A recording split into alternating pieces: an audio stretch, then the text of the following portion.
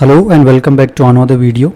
So as you all know that in 2019 Arduino platform introduced Arduino Cloud IoT platform, and initially this platform was released as a beta version, and in 2020 they released a full version. So this IoT cloud platform provides a full stack approach that is ready to use by combining hardware, firmware, cloud services and knowledge support needed to drive an end-to-end IoT solution.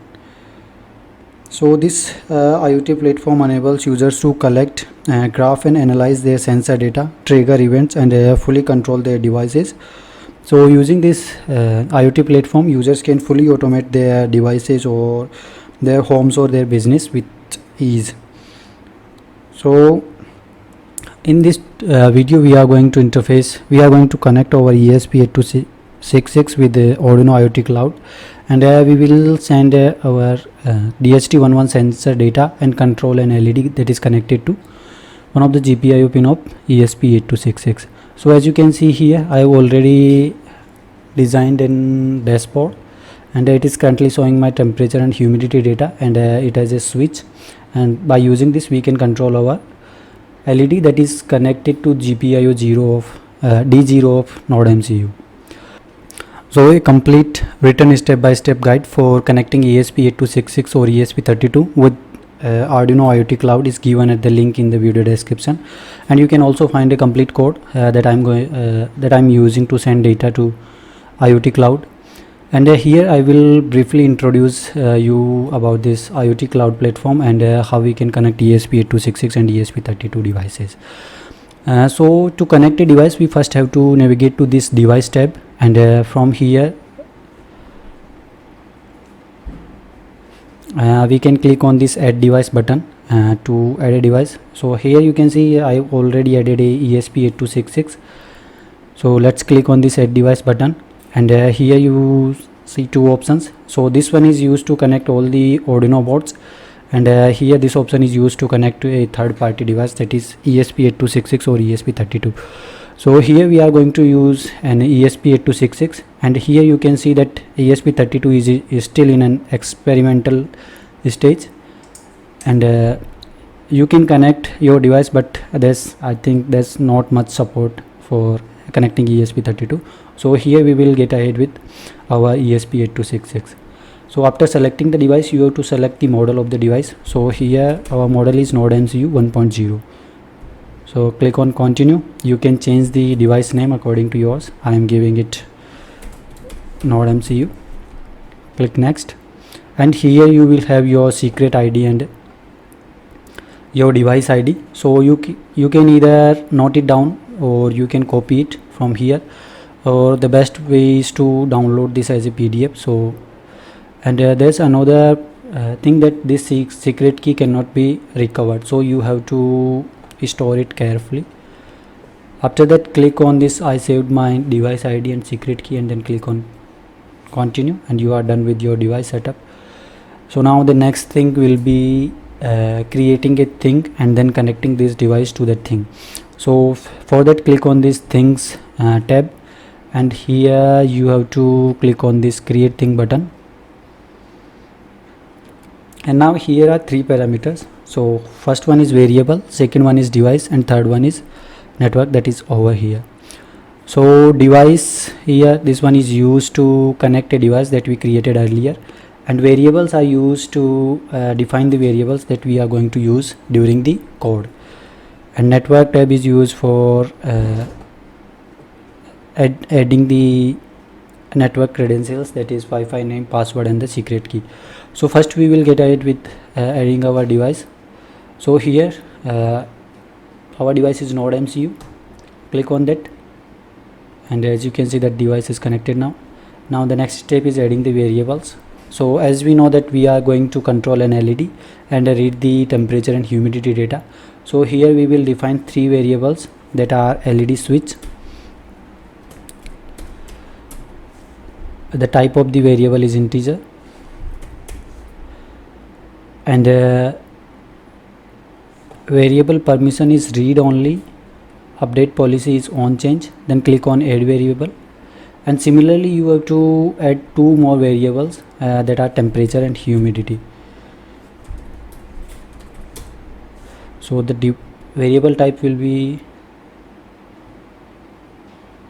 sorry, that's some problem.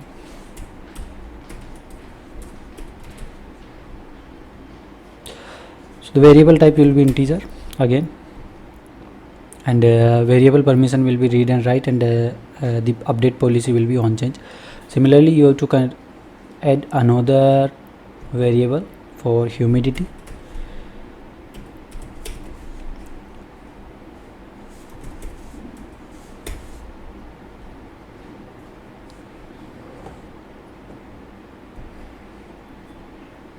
So here we have connected all three variables, and now we will move this network tab. So here you have to enter your network SSID, password, and the secret key that you downloaded earlier. So add this, and then click on the save button, and you will be ready with your thing. So after creating a thing and adding the network credentials, and the next step will be completing the sketch. So here what does this IoT platform do is, whenever we declare a variable in our variable step, it writes an Arduino code according to that. So here you can see that it has already write some parts of the code that are on temperature change, on humidity change, and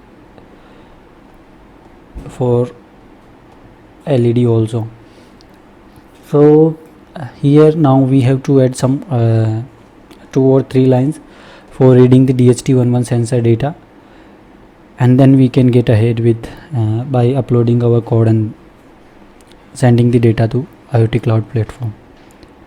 Okay, so now to read the DHT11 sensor data, here I have added the DHT11 library, define the data type and pin where DHT11 is connected, and in this void loop I am storing the temperature and humidity values in two variables called temperature and humidity that we defined earlier while setting up our thing. So now first you have to connect your ESP8266 to board, and then select the board type and the port where the ESP8266 is connected, and then hit this upload button. So now the next step will be creating the dashboard for our device so that we can monitor our data from the IoT cloud. So for that, click on this build dashboard button, and here click on this pencil icon, then go to things tab, and here click on your thing that you created earlier,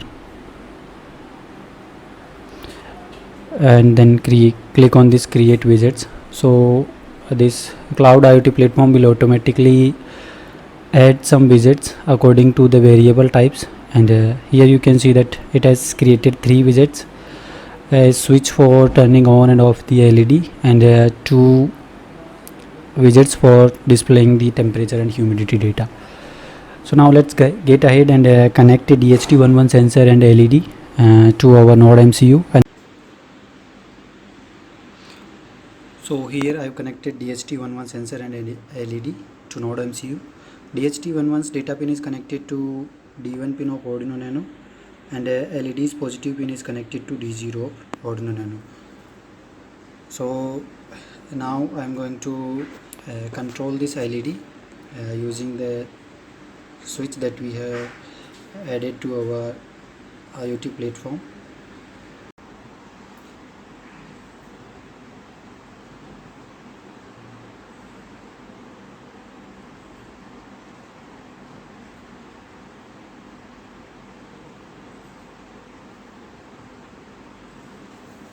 So as you can see that we are now able to control our LED that is connected to D0 pin of Node MCU using this switch on Arduino Cloud IoT, and the temperature and humidity values are shown here. So temperature is 31 degrees Celsius and humidity 47% or 48%. So this is how you can